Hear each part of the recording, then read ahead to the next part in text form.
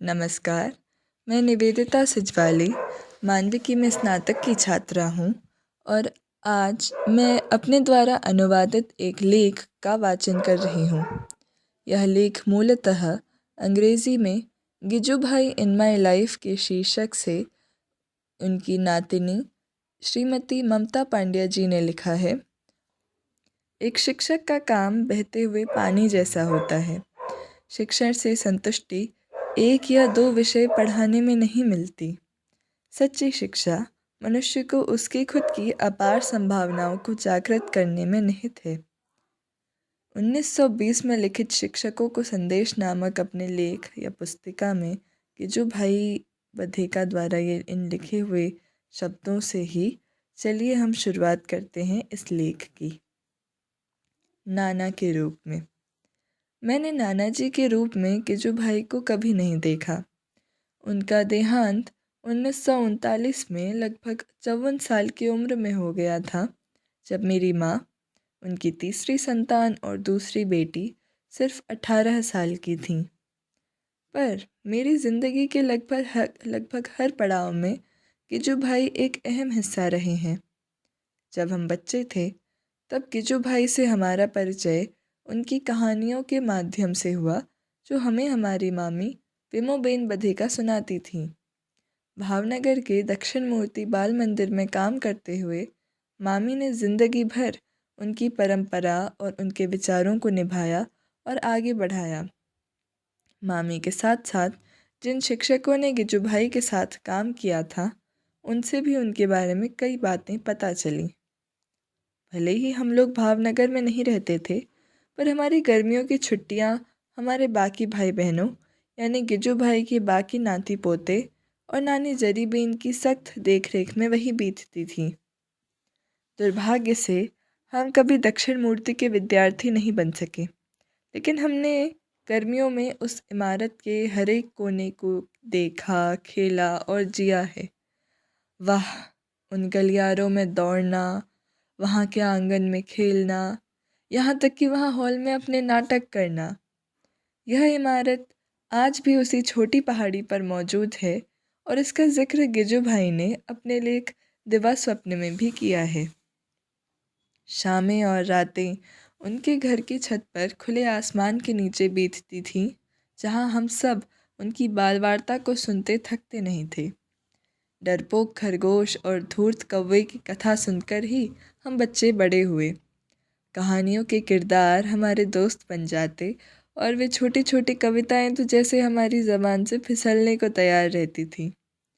घर में जब इनमें से किसी किरदार या कविता की बात होती, तब हम सब खुद को जैसे किसी खास संगठन का हिस्सा मानते थे, भले ही वह बात किसी और संदर्भ में की गई हो। शायद यही वजह रही कि आम बोलचाल वाली गुजराती से मेरा लगाव शुरुआत के इन्हीं दिनों से रहा, साथ ही तुक और लय के संग भी, जो अभी तक मेरी दिनचर्या का हिस्सा हैं। अंग्रेज़ी में बच्चों के लिए किए गए मेरे लेखन का एक बड़ा हिस्सा कविताएं हैं। हालांकि गिजुभाई की बाल वार्ता ज़्यादा प्रचलित है, पर बहुत कम लोगों को ही यह बात पता है कि उन्होंने कई रोज़मर्रा की चीज़ों पर काफ़ी तुकबंदियाँ की हैं, जिन्हें बच्चे लगभग रोज़ ही अपने आसपास देखते सुनते हैं। इनमें कौवे से लेकर गधे और खिचड़ी से लेकर कढ़ी तक शामिल हैं। इन्हीं के ज़रिए वह भाषा ज्ञान और व्याकरण पढ़ाते थे। बचपन से लेकर स्नातक तक मैंने खुद को गिजुभाई से भावनगर में बीती छुट्टियों और कहानियों की वजह से ही जुड़ा हुआ पाया। शुरुआती पेशेवर के रूप में कुछ समय मैंने गुजरात के बाहर बड़े होते हुए बिताया। उसमें मैंने खुद को सचेतन स्तर पर गिजुभाई से थोड़ा दूर पाया। गिजुभाई की तरह ही जिन्होंने वकालत पढ़ी और उस पेशे से जुड़े रहे, मैंने भी एक अलग तरह से पेशेवर शुरुआत की। मुझे याद है मेरी नई नई शादी हुई थी। उसके बाद कुछ सालों तक मैं पूर्वी अफ्रीका में रही। तब ध्यान आता था कि कैसे 1907 में वह भी यहाँ एक अंग्रेज़ वकील श्रीमान स्टीवेंस के साथ काम करने आए थे। जब भी गिजुभाई उनसे कुछ पूछने जाते, स्टीवेंस उन्हें यही कहते थे, खुद सोचो। इस सिद्धांत पर उन्होंने न सिर्फ अपने जीवन में बल्कि सीखने सिखाने में भी अमल किया और जिस पर मैं भी काम करने की कोशिश करती हूँ। अफ्रीका में रहते हुए गिजू भाई ने अपने खाली समय का सदुपयोग घूमने, नए देशों को देखने और लोगों को जानने में किया। 20वीं सदी के शुरुआती साल उन्होंने अफ्रीका में बिताए और उन्हें लिखित रूप दिया जो बाद में प्रकाशित हुआ। वहाँ अच्छा कमाने और भरपूर सुख सुविधाओं के बावजूद मातृभूमि ने उन्हें 2 साल बाद वापस भारत बुला दिया। इत्तेफाक से मेरे और मेरे पति की समय सीमा भी वहाँ इतनी ही थी। मेरी भारत में वापसी यानी मेरी गुजरात में वापसी। एक नए अभिभावक व स्कूली शिक्षा प्रणाली में मेरी शुरुआत दोनों साथ साथ हुई। अभिभावक के रूप में सभी नव अभिभावकों की तरह हम दोनों भी जैसे मनोभावों की एक लहर में बह रहे थे। खुशी, गर्व, गुस्सा, चिड़चिड़ापन और अक्सर एक अस्पष्टता कि अब क्या करें और कैसे करें। इसी उधेड़-बुन में एक दिन खोज निकाला कि गिजू भाई ने खुद इन कालातीत भावनाओं से जूझने का प्रयास लगभग आधी सदी पहले किए थे। बच्चों और अभिभावकों के संबंधों को उन्होंने जितना जाना समझा उसे शब्दों का रूप दिया जो कि माँ बाप था वो अघरू छे यानी अभिभावक बनना इतना आसान नहीं और आतेशी माथाफोड़ यानी क्या सिर दर्द है के शीर्षकों से 1935 में प्रकाशित हुए। इन्हें पढ़कर मेरी दुविधा कम हुई। ये किताबें जैसे मेरी सहायक बन गई। मुझे यह भरोसा इन्हीं से मिला कि जो कुछ भी मैं महसूस कर रही थी वह कोई अनोखा नहीं था। तब से तकरीबन 30 वर्ष बीत चुके हैं और न जाने अभिभावकों की कितनी पीढ़ियां आ गई हैं जिनके प्रश्न व परेशानियां वही हैं और परवरिश पर गिजू भाई के तथ्य और सत्य कालातीत हैं। जैसा कि वह लिखते हैं, अगर आप सच में चाहते और आप कर पाते बच्चों के लिए कोई एक काम तो आप क्या करते? उन्हें मारना नहीं। अगर आप 2 काम कर पाते तो क्या करते? उन्हें डांटना नहीं, उन्हें बेइज्जत नहीं करना। अगर कर पाते आप कोई 3 काम तो क्या करते? उन्हें डराना नहीं, उन्हें ललचाना नहीं, उन्हें बिगाड़ना नहीं। अगर बच्चों के लिए कर सकते आप कोई 4 काम तो क्या करते? उन्हें उपदेश नहीं देना, अपना व्यवहार मत बदलते रहना, उनकी गलतियाँ मत निकालते रहना और उन पर हर वक्त प्रभुत्व मत बनाए रखना। अगर आप करना चाहते हैं कोई 5 काम तो आप क्या करते? जो भी बच्चा कहे वह सब ना माने और उसे अपना काम खुद करना सिखाएं। बच्चे को वह करने दे जो वह करना चाहता है। उसके काम को नज़रअंदाज ना करें, उसके काम में दखल ना दें, उसे उसके काम से अलग ना करें। शिक्षक के रूप में अपनी ज़िंदगी के लगभग 30 सालों तक गिजू भाई ने बाल शिक्षा के बारे में नहीं सोचा था। जैसे गिजू भाई का ध्यान इस तरफ अपने बेटे नरेंद्र के जन्म के बाद गया, वैसे ही मेरा ध्यान भी इस ओर अपने बेटे के जन्म के साथ गया जब मैंने एक पर्यावरण शिक्षाविद के तौर पर पेशेवर के रूप में एक नई शुरुआत करने की सोची। मेरा काम शिक्षकों व बच्चों के पठन पाठन की सामग्री के सृजन से संबंधित था और यही मुझे गिजू भाई द्वारा शिक्षकों के लिए लिखे गए साधारण किंतु गंभीर लेखन की खोज की ओर ले गया। मैंने पाया कि जिस शिक्षा व्यवस्था का उन्होंने जिक्र किया था और जिसे वह बदलना चाहते थे उनमें ज़्यादा अंतर नहीं था और इन मुद्दों पर प्रकाश डालने का तरीका भी सही है। 1932 में उन्होंने एक आलेख लिखा, यह नहीं चलेगा।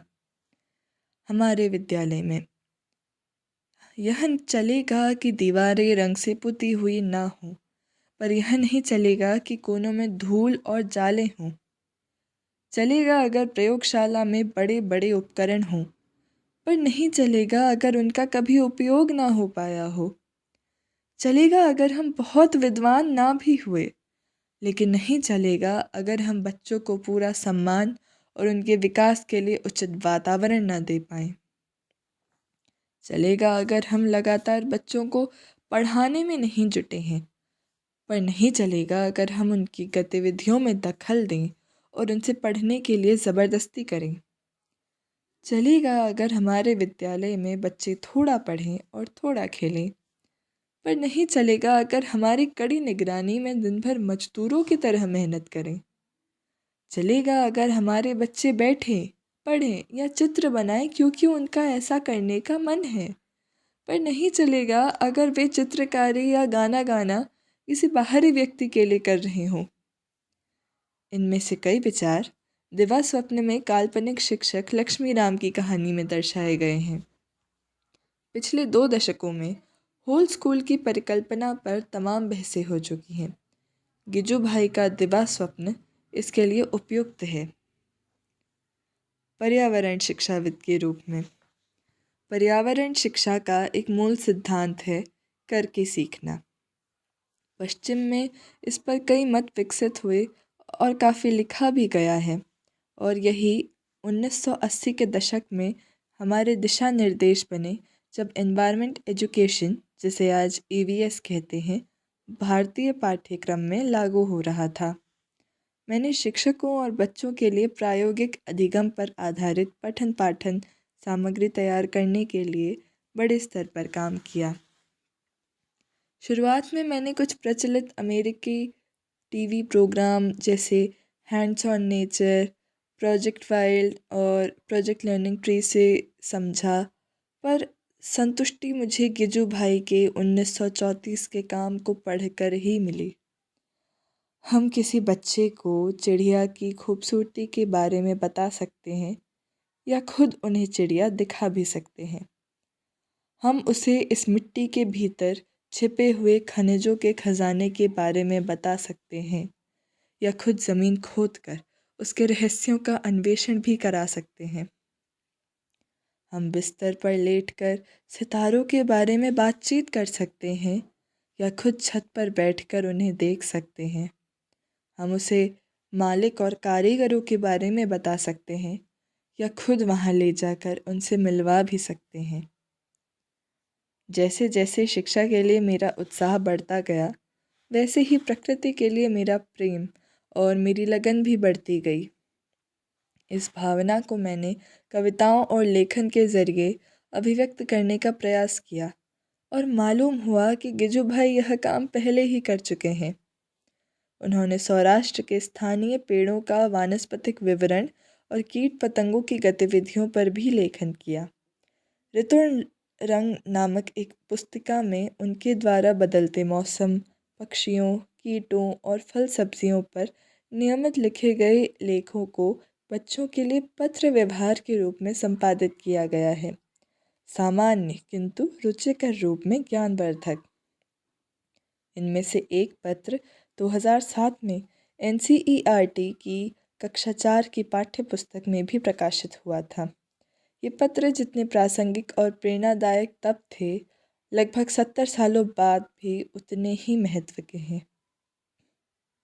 कहानीकार के रूप में, लगभग उसी समय में मैंने गिजू भाई की कहानियों का अंग्रेज़ी में अनुवाद करना शुरू किया। अपनी कहानियों व कविताओं दोनों में गिजू भाई ने लोक कथाओं में रचित परंपराओं को उजागर किया है, और शायद लिखित रूप में भी पहली बार ही प्रस्तुत किया है। इन छंदों में न सिर्फ लय और तुक को बनाए रखना, बल्कि आम सौराष्ट्र की बोली की बारीकियों को भी साथ में ले आना अपने आप में एक चुनौती थी। ऐसे किसी व्यक्ति के लिए जिसे शब्दों से प्यार है, यह काम काम और खेल दोनों हो सकता है। मैंने खुद अब बच्चों के लिए अपने लेखन की शुरुआत की। गिजू भाई की तरह ही शायद एक बड़ा हिस्सा उन अनुभवों और अवलोकनों से प्रेरित था जो मैंने अपने बच्चों के बड़े होते हुए सीखे समझे थे। मैंने महसूस किया कि मैं तुक, लय व छंद को लिखने में ज़्यादा आनंदित महसूस करती हूँ। इसी समय मैंने वार्तानुशास्त्र को ढूंढ निकाला। मैं अचंभित थी। गिजू भाई सिर्फ कहानियों को सुनाने में ही माहिर नहीं थे, बल्कि इस कला पर उन्होंने गहनता से लिखा था। 1923 में लिखी गई यह पुस्तक उनके खुद के अध्ययन कि कोई कहानी कैसे बनती है का वर्णन करती है। अंतर्राष्ट्रीय स्तर से लेकर मौखिक लोक कथाओं तक इसमें सभी का विवरण है। गिजू भाई ने इस पुस्तक को सिर्फ 1 महीने में पूरा किया और अंततः 1925 में यह प्रकाशित हुई।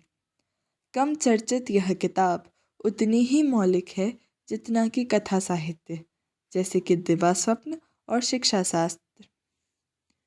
ये हैं वे कहानियाँ, इन्हें अपने बाल बच्चों को सुनाइए। वे आपको ललक और आनंद से बार बार सुनेंगे। याद रखिए, इन कहानियों को खूबसूरती के साथ सुनाएं। इन्हें वैसे ही बताएं जैसे कि यह बताई जानी चाहिए, बच्चों को भागीदार बनाते हुए। जो भी पसंद आए उसे पढ़िए। ऐसी कहानी चुनिए जो आपके बच्चे की उम्र और उसकी रुचियों के अनुकूल हो।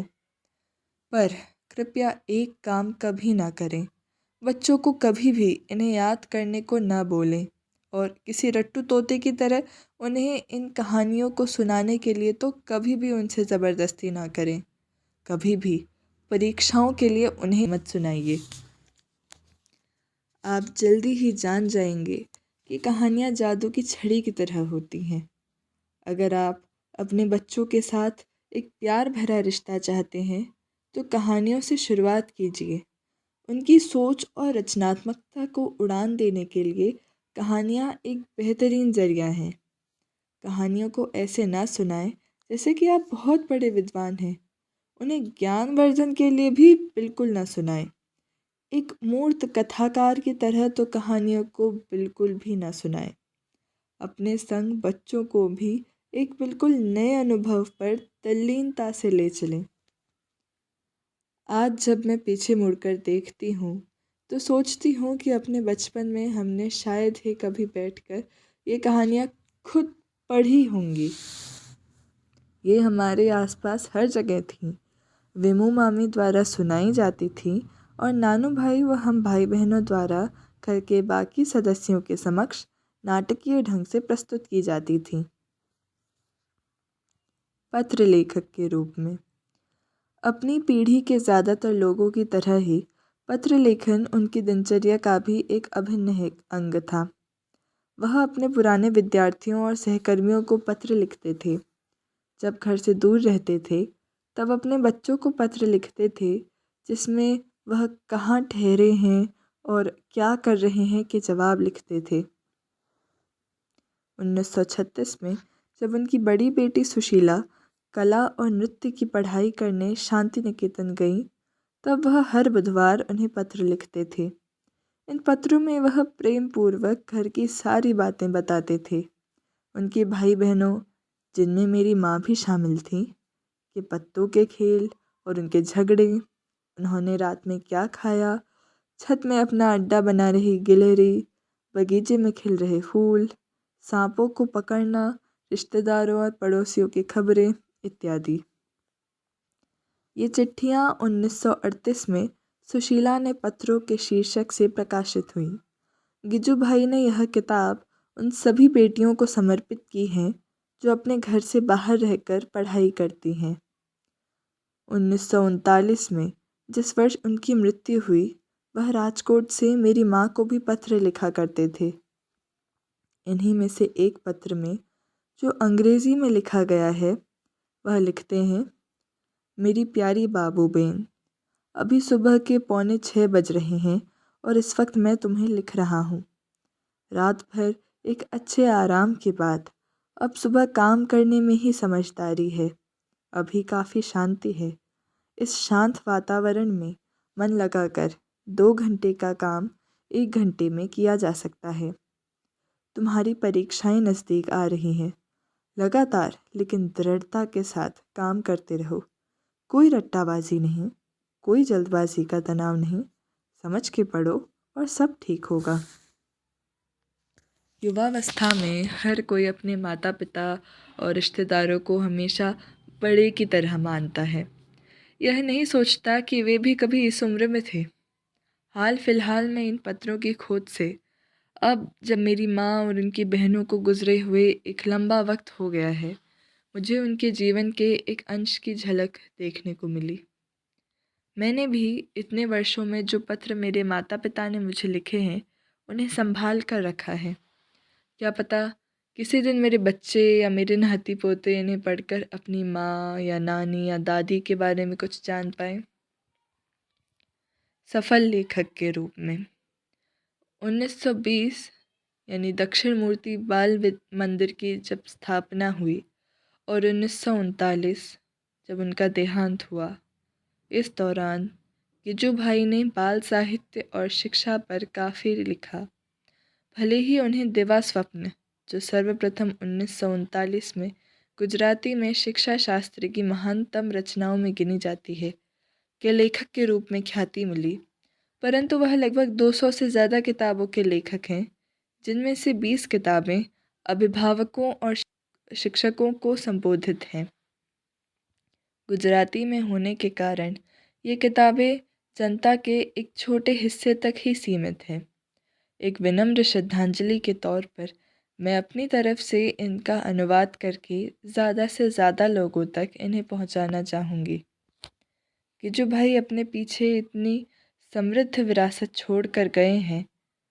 लगभग एक सदी से ज़्यादा समय के बाद आज भी हर शिक्षाविद और कहानीकार के लिए वह एक प्रेरणा स्रोत हैं। मैं तो आज भी उनके लेखन के नए नए पहलुओं को ढूंढना जारी रखे हुए हूँ, और ऐसा कभी नहीं हुआ कि उनकी गहनता और सोच ने मुझे हैरान न किया हो। साथ ही उनके लेखन के खजाने में कुछ न कुछ ऐसा ज़रूर होता है जो मेरे जीवन और काम में मददगार साबित होता है। मुझे याद है कि गिरीश कर्नाड ने किस तरह अपने गुरु A.K. रामानुजन को श्रद्धांजलि अर्पित करते हुए कहा था, रमन मेरे लिए एक अक्षय पात्र थे। मेरे लिए गिजू भाई की लेखनी भी एक ऐसा ही पात्र है, जिसकी अंतर्वस्तु से मैं कितना ही संतुष्ट होने का प्रयास करूं, पर कभी तृप्त नहीं हो पाऊंगी।